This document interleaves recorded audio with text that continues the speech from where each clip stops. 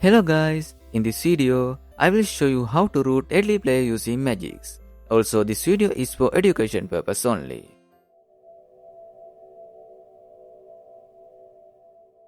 First, open the LDPlayer and go to Settings. Then open the Disk tab and enable the writable option. Then go to Other and enable root permission. After that, save the settings and restart LDPlayer.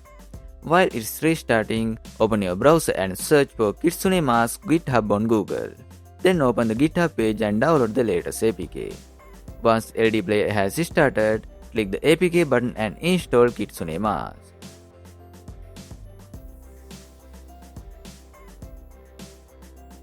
Now open the Kitsune Mask and tap Install. So uncheck recovery mode, then tap Next. If you don't see the direct install option, restart LDPlayer, open Kitsune Mask again and try once more. When the options appears, select the last option and tap Let's Go. Now wait for the installation to finish, then restart LDPlayer manually. After the restart, open Kitsune Mask. Now you might see an abnormal state message.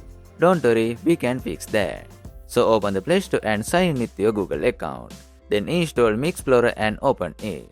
After that, accept the terms, tap root, and when the root permissions pop-up appears, grant access.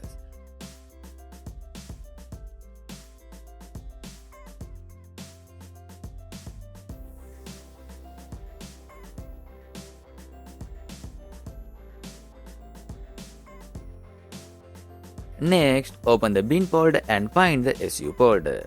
You can explore to find it or use the search feature. After that, delete it. Next, go back and open the X bin folder. Then find the SU folder there as well and delete it. Then close Explorer.